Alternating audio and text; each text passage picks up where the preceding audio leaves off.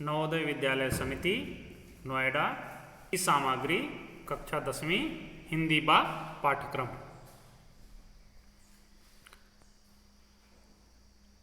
प्रिय छात्रों, सुप्रभात। आज मैं आप सबको अध्याय 3 बिहारी के दोहे से परिचित कराऊंगा, उसकी व्याख्या करूंगा। प्रस्तुतकर्ता अनिल कुमार, टीजीटी हिंदी, जवाहर नवोदय विद्यालय नलगोंडा।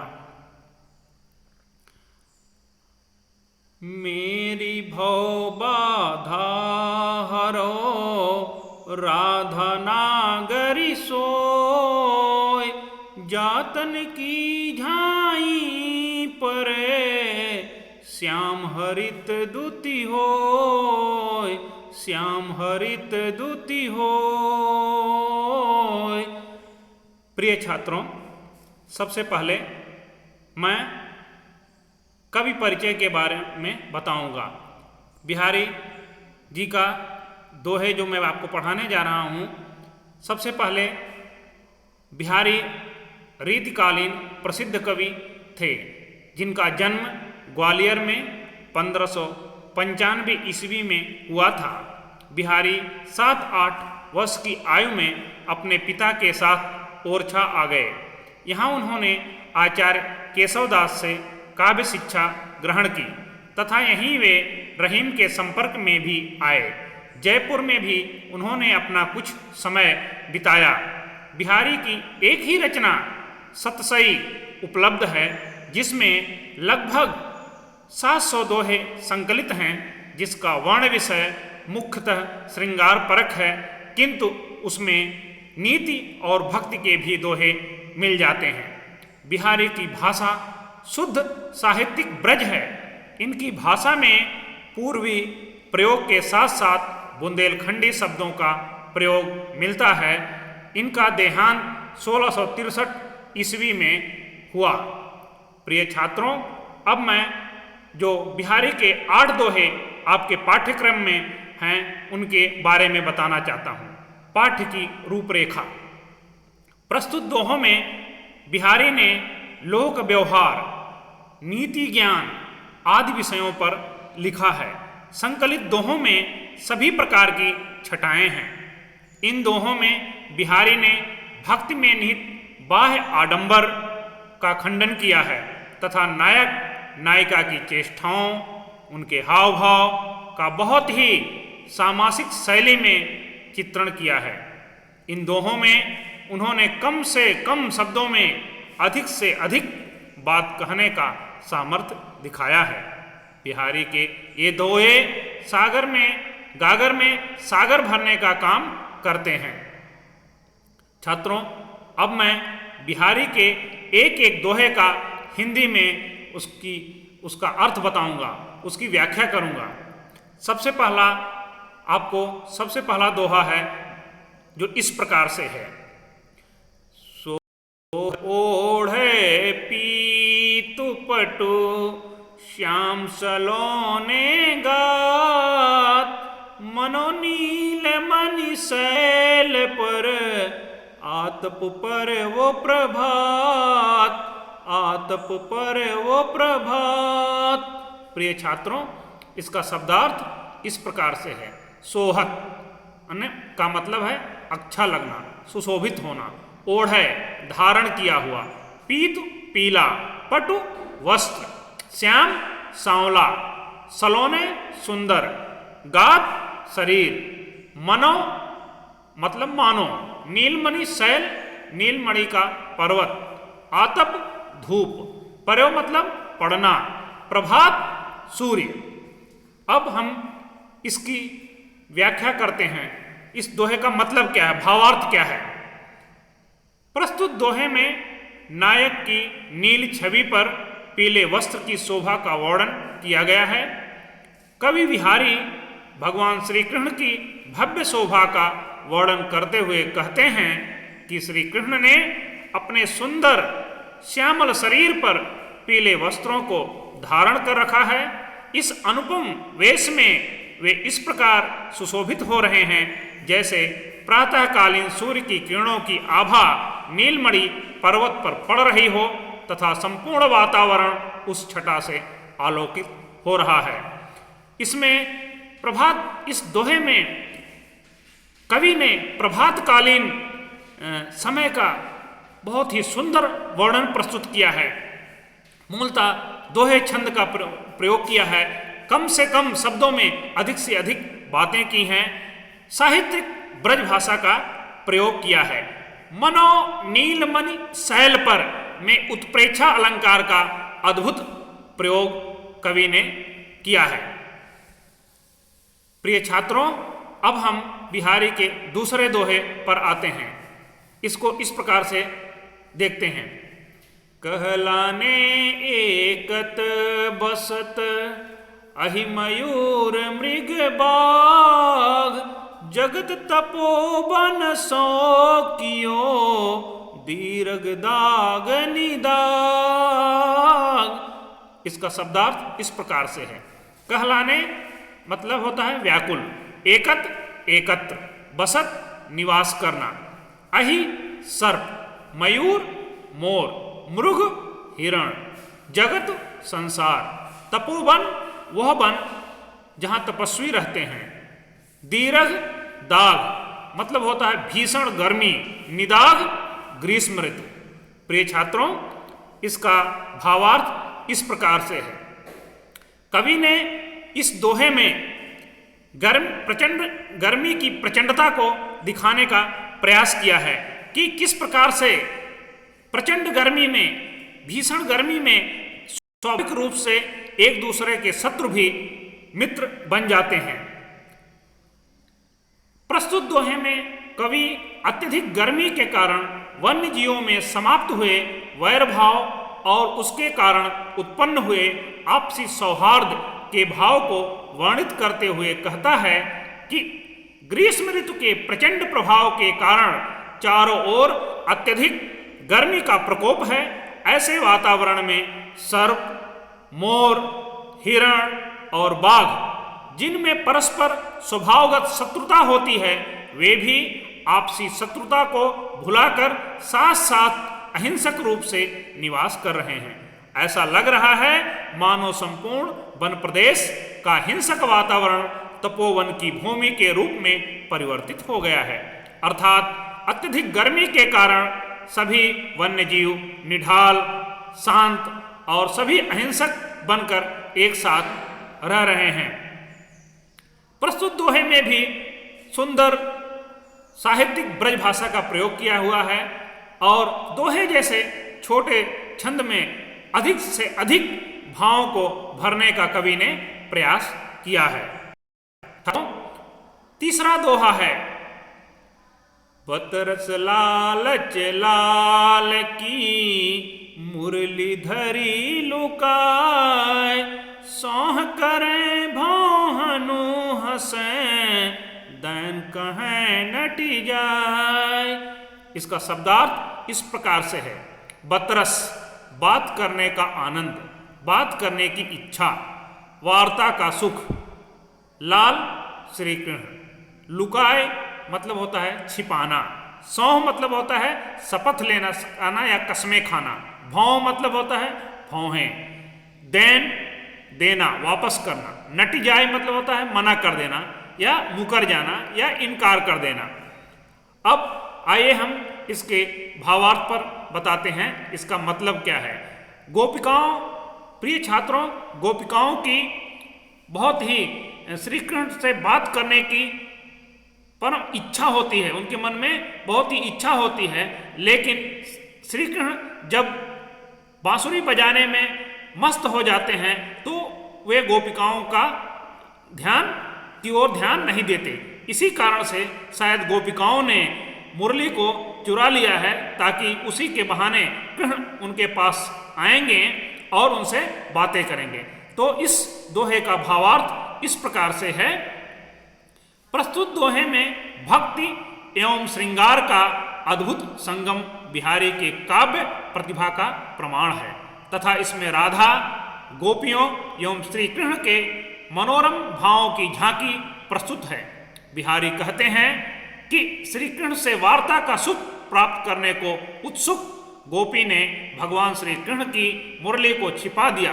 एक ओर वह कृष्ण के सामने बांसुरी ना चुराने की सौगंध कसमें खाती हैं और दूसरी ओर भौहों के माध्यम से हंसने लगती हैं और यह संकेत भी देती हैं कि वास्तव में मुरली उन्हीं के पास है। परंतु जब भगवान श्री कृष्ण उनसे मुरली देने के लिए आग्रह करते हैं तो वो उन्हें देने से मना कर देती हैं कि मुरली उनके पास नहीं है। गोपी कृष्ण से ऐसा व्यवहार इसलिए करती हैं जिससे वह अधिक से अधिक समय तक कृष्ण का सानिध्य का सुख प्राप्त कर सकें और उनसे बातों का आनंद ले सकें, उनके साथ अधिक से अधिक बातें कर सकें और कृष्ण भी उनके पास अधिक से अधिक समय बिता सकें। तो इस प्रकार से इस दोहे में भक्ति और श्रृंगार का अद्भुत संगम देखा जा सकता है, जो कि बिहारी लाल की काव्य कला के द्वारा ही संभव हो सका है। प्रिय छात्रों, बिहारी का चौथा दोहा है जिसमें बिहारी लाल जी ने अद्भुत काव्य कला का प्रदर्शन किया है। बिहारी लाल जी का यह दोहा पूरे साहित्य जगत में काव्य कला का एक अनुपम उदाहरण है, जो इस प्रकार से है। कहत नटत रीझत खिझत मिलत खिलत लजी जात भरे भौन में करत हैं नैन नहीं सब बात। इसमें उनके इस दोहे का शब्दार्थ इस प्रकार से है। नटत मना करना, रीझत मोहित होना, खिझत बनावटी गुस्सा दिखाना, खिलत प्रसन्न होना, लजीजात शर्माना, भरे भौन भरा हुआ भौन मतलब घर में सभी की उपस्थिति, नैनन आंखों से। प्रिय छात्रों, इस दोहे में का भावार्थ इस प्रकार से है। इस दोहे में उन्होंने नायक और नायिका का आपस में संकेतों के माध्यम से, आंखों के माध्यम से बात करना दिखाया गया है। इसमें बिहारी लाल ने मर्यादा का बहुत ही ध्यान रखा है कि घर में सभी परिवार की उपस्थिति में भी नायक और नायिका किस प्रकार से आपस में संकेतों के माध्यम से बात करते हैं, उसका ऐसा अनुपम उदाहरण साहित्य जगत में दुर्लभ है। प्रस्तुत दोहे में नायक और नायिका की चातुरी से आंखों की चेष्टा के द्वारा हृदय के सभी भावों को प्रकट कर देने का वर्णन किया गया है। लोक व्यवहार एवं नगरीय जीवन के अनुभवी बिहारी ने गुरुजनों से भरे हुए भवन में नायक एवं नायिका के प्रेम व्यापार संबंधी भावों को अत्यंत सूक्ष्मता से प्रस्तुत किया है। नायक नायिका से संकेतों के माध्यम से मिलने का निवेदन करता है, जिसको नायिका नकार देती है। जब नायक नायिका से मना करने की भंगिमा यानी उसकी मुखाकृति या वक्रता यानी उसके फेस एक्सप्रेशन पर रीझता है तो वह बनावटी गुस्से का भाव दिखाती है। जब दोनों की आंखें आपस में मिलती हैं, वे दोनों एक क्षण के लिए प्रसन्न हो जाते हैं, प्रफुल्लित होते हैं और अंत में नायिका अपनी व्यक्त प्रसन्नता से लज्जित हो जाती है। इस प्रकार नायक और नायिका दोनों ही लोगों से भरे भवन में आंखों ही आंखों में सारी बातें कर लेते हैं। प्रस्तुत दोहे में बिहारी लाल जी ने लोक मर्यादा का बहुत ही अच्छा ध्यान रखा है। यह ऐसा दोहा हिंदी साहित्य जगत में दुर्लभ है। प्रिय छात्रों, अब हम आते हैं बिहारी के पांचवें दोहे पर। उनका पांचवा दोहा इस प्रकार से है। बैठी रही अति सघन बन पैठी सदन तन माँ देख दुपहरी जेठ की छाहू चाहती छां। इसका शब्दार्थ इस प्रकार से है। अति मतलब अत्यधिक, सघन, सघन का अर्थ होता है घना, वन, वन का मतलब है जंगल, पैठ, पैठ मतलब होता है प्रवेश करना, सदन, सदन का मतलब होता है घर या भवन, माह उसके भीतर, बीच में, ज्येष्ठ हमारा एक हिंदी महीना है जिसका नाम है ज्येष्ठ मास, ग्रीष्म ऋतु। छाहो मतलब होता है छाया। प्रिय छात्रों, बिहारी लाल जी ने अपने इस दोहे में जेठ महीने की प्रचंड गर्मी का अद्भुत वर्णन किया है। जेठ महीने की तपिश कितनी ज़्यादा होती है, लोगों को, मानव मन को किस तरह से व्याकुल करती है कि एक छाया भी छाया को ढूंढने लगती है। इस भाव को कवि ने इस दोहे में बहुत अच्छी तरह से रखा है। इसका भावार्थ इस प्रकार से है। भावार्थ, प्रस्तुत दोहे में ज्येष्ठ मास की प्रचंड गर्मी के प्रकोप का वर्णन करते हुए बिहारी कहते हैं कि भीषण गर्मी में जब पृथ्वी का संपूर्ण धरातल जल रहा होता है, ऐसे में हो सके तो बाहर जाने की इच्छा घर में ही निवास करना चाहिए। सूर्य की तीक्ष्ण किरणों के प्रभाव के कारण कभी भी छाया के दर्शन नहीं होते। ऐसा लगता है मानो छांव को भी छांव की आवश्यकता है। अतः ऐसा लगता है ज्येष्ठ मास की भीषण गर्मी से त्रस्त होकर छाया भी छांव की आकांक्षा में या तो सघन वनों में जा बैठ गई है अथवा लोगों के घरों में छिपकर बैठ गई है। अद्भुत उदाहरण दिया है इस दोहे में। छाहो चाहत छाह, मतलब छाया को भी छाया की आवश्यकता पड़ने लगी है। ऐसा प्रयोग करके कवि और बिहारी लाल जी ज्येष्ठ महीने की भीषण गर्मी की प्रचंडता को पाठक के सामने रखना चाहते हैं। प्रिय छात्रों, इनका बिहारी लाल जी का जो छठा दोहा है वह इस प्रकार से है। कागज पर लिखत न बनत, कागज पर लिखत न बनत, कहत संदेश सुलझात, कहीं है सब तेरो हियो, मेरे ही की बात। यानी इस दोहे में एक नायिका है या एक प्रेमिका है जिसका पति सुदूर उससे दूर है, लेकिन वह अपने प्रियतम को पत्र लिखना चाहती है। तो किस प्रकार से वो पत्र लिखने का प्रयास करती है, लेकिन बहुत से व्यवधान उत्पन्न होते हैं, उसका इस दोहे में बहुत ही सुंदर वर्णन किया गया है। प्रिय छात्रों, सबसे पहले हम इसका शब्दार्थ देखेंगे। कागज, कागज मतलब होता है कागज। न बनत मतलब होता है असमर्थ होना।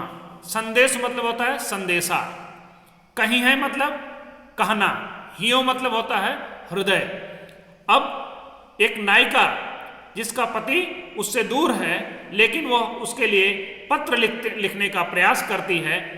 अब कभी कभी प्रिय छात्रों, कभी कभी ये होता है कि आज के समय में हम जो टेक्नोलॉजी के युग में जी रहे हैं, लेकिन ये जिस समय लिखा गया उस समय ना तो किसी के पास सेल फोन होता था और ना ही हम व्हाट्सएप पर बातें कर सकते थे। इस चीज़ को हमें समझना होता। उस समय कम्युनिकेशन को के केवल दो ही माध्यम होते थे। एक होता था पत्रों के माध्यम से कम्युनिकेशन, पत्र, या दूसरा संदेशवाहक या जिसे हम दूत कहते हैं। तो इस दोहे में किस प्रकार से कम्युनिकेशन के दोनों माध्यम फेल हो जाते हैं, अद्भुत वर्णन किया है बिहारी लाल जी ने। आइए देखते हैं इसका भावार्थ। प्रस्तुत दोहे में बिहारी ने नायिका की विकल मनोस्थिति, उसकी दुविधा, उसके लजाने आदि संबंधी वियोग पक्ष का अत्यंत सटीक शब्दों में मार्मिक चित्रण किया है। नायिका अपने प्रिय को अपने मन की स्थिति से परिचित कराना चाहती है, परंतु अनेक प्रयासों के बाद भी वह असफल रहती है।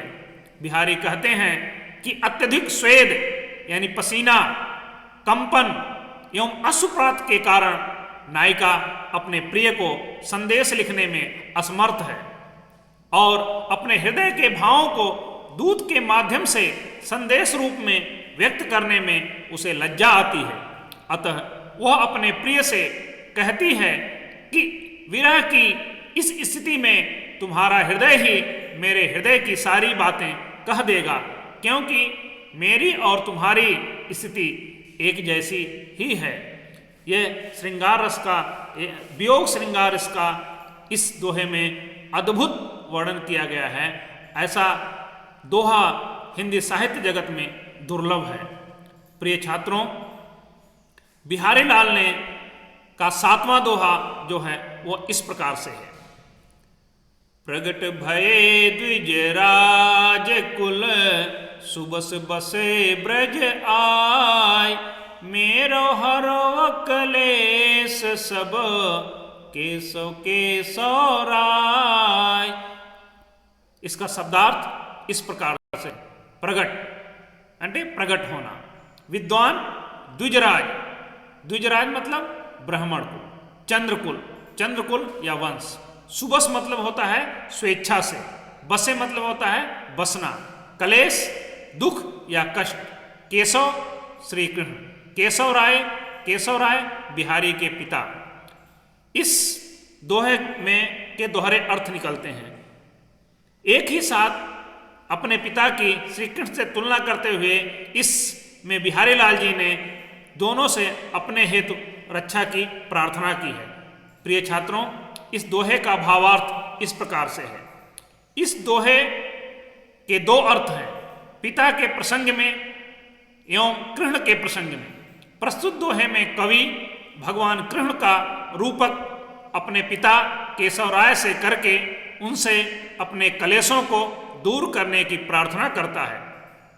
पिता से रूपक इसलिए किया गया है क्योंकि पिता संतान का सुख दुख स्वभाव से ही हरता है, दुख स्वभाव से ही हरता है और सुख की हमेशा कामना करता है। बिहारी भक्ति के मर्म के ज्ञाता हैं, अतः एक पिता की मना स्थिति के अनुसार अपने सांसारिक दुखों को हरने के लिए केशव राय भगवान श्री कृष्ण से प्रार्थना कर रहे हैं।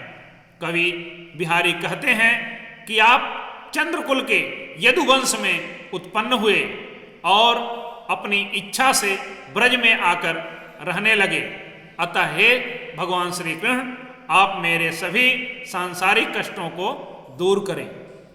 तो इस प्रकार से उन्होंने अपने सांसारिक कष्टों को दूर करने के लिए एक ही साथ भगवान श्री कृष्ण और अपने पिता दोनों से प्रार्थना की है। प्रिय छात्रों, बिहारी जी का 8वां और अंतिम दोहा इस प्रकार से है। जप माला छाप तिलक शरण एको काम, मन काचे नाचे वृथा साच राचे राम, साच राचे राम। इसका शब्दार्थ इस प्रकार से है। जप माला, जप माला का मतलब होता है जपने की माला। छापे, छापे का अर्थ होता है राम नामी, छापे के वस्त्र जिस पर राम नाम अंकित होता है, वह पीला वस्त्र जिस पर राम नाम अंकित होता है। सरे मतलब होता है पूरा, पूरा होना। एको मतलब होता है एक भी। कामु मतलब होता है कार्य।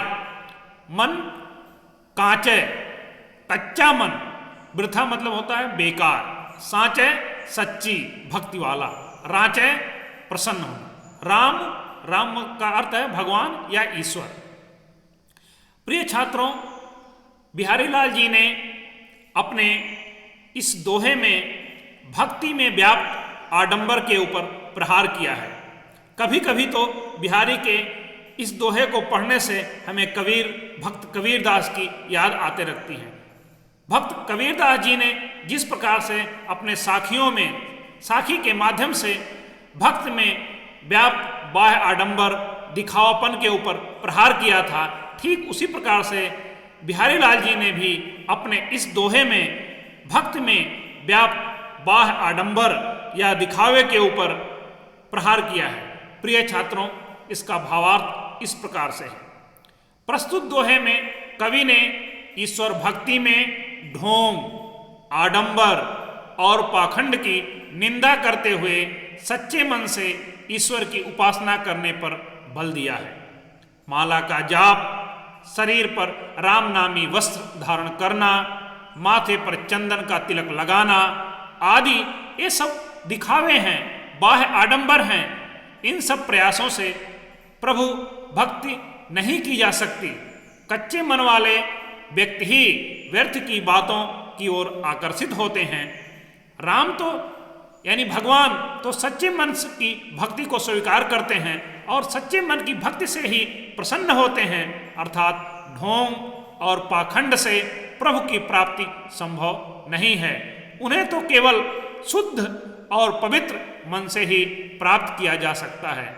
वर्तमान समाज में अनेक प्रकार के इस तरह के आपको जो ढोंगी बाबा की लिस्ट मिल जाएगी, जो भक्ति का जो आडंबर करते हुए, बाह्य दिखावा करते हुए जो है समाज में दुराचार में लिप्त पाए जाते हैं। बिहारी लाल जी ने ऐसे लोगों को, ऐसे ढोंगी बाबा को एक कड़ा संदेश दिया है और उन्हें उनके इस दोहे से शिक्षा लेनी चाहिए कि भक्ति के लिए जो आवश्यक बिंदु है वो है सच्चा मन और आचरण की पवित्रता और शुद्धता। आचरण की शुद्धता और पवित्रता के बिना भक्ति की प्राप्ति संभव नहीं है। प्रिय छात्रों, आजकल समाज में धर्म की आड़ में न जाने क्या क्या चीज़ें हो रही हैं, जैसा कि आप सभी टीवी चैनल और न्यूज़पेपर के माध्यम से देख सकते हैं। ऐसे समय में बिहारी जी का यह दोहा हमारे लिए बहुत ही प्रासंगिक है और हमारे अंदर, हमारे विचारों में का सुधारक बनने में बहुत ही सहायक है। हम उनकी इन कही गई बातों पर अमल करें और हमारे अपने समाज में भक्ति में व्याप्त पाखंड, बाह्य आडंबर और भक्ति के नाम पर, धर्म के नाम पर जो हमें ठगने का प्रयास किया जा रहा है, उससे बचने का प्रयास करें, बचने का हमें प्रयास करना चाहिए। तभी बिहारी के इस दोहे की सार्थकता हमारे लिए सिद्ध हो सकती है। प्रिय छात्रों, अंत में मैं आपको इस पूरी कविता का सार बताना चाहता हूँ। कविता का सार इस प्रकार से है। सुप्रसिद्ध कवि बिहारी द्वारा रचित दोहे नावक के तीर के समान छोटे परंतु गंभीर घाव, यानी उनकी मारक क्षमता, उसके अर्थ बहुत ही गंभीर हैं, गंभीर अर्थ देने वाले हैं। पाठ में वर्णित इन 8 दोहों में श्रृंगार, भक्ति, प्रकृति, नीति जैसे तत्वों की अद्भुत व्यंजना हुई है। उनकी चमत्कारिक लेखनी से पीतांबरधारी श्री कृष्ण के सौंदर्य का चित्र पाठकों के समक्ष उपस्थित हो जाता है। ग्रीष्म रूपी विपत्ति के आते ही सभी पशु अपना पारस्परिक द्वेष भाव समाप्त कर एक ही स्थान पर एकत्र हो जाते हैं। गोपियां श्री कृष्ण से बतरस के लालच में उनकी मुरली छुपा लेती हैं। नायक और नायिका परिजनों से भरे हुए भवन में भी आंखों से ही सारी बातें कर लेते हैं। ज्येष्ठ मास की प्रचंड गर्मी में छाया भी घबराकर भवनों में छुप गई है। प्रियतम को संदेश भेजते हुए नायिका को लज्जा आती है, पर उसे लगता है कि बिरहाकुल नायक नायिका के मन की बात स्वयं ही समझ जाएंगे। कवि अपने पिता की श्री कृष्ण से तुलना करते हुए उनसे प्रार्थना कर रहे हैं कि वे उनके कष्टों को दूर करें। अंतिम दोहे में कवि ने बताया है कि ईश्वर जप, माला, छापा, तिलक जैसे बाह्य आडंबरों में नहीं अपितु सच्चे हृदय में निवास करते हैं। तो प्रिय छात्रों, इस प्रकार से बिहारी लाल जी ने अपने दोहों के माध्यम से हमें जागृत करने का प्रयास किया है। इस प्रकार से हमें समाज को जागृत करने का प्रयास किया है कि हमें बाह्य आडंबर या दिखावे में नहीं आना चाहिए, बल्कि सच्चे मन से ही भक्ति करने पर ही भगवत की प्राप्ति हो सकती है। धन्यवाद, बहुत बहुत धन्यवाद।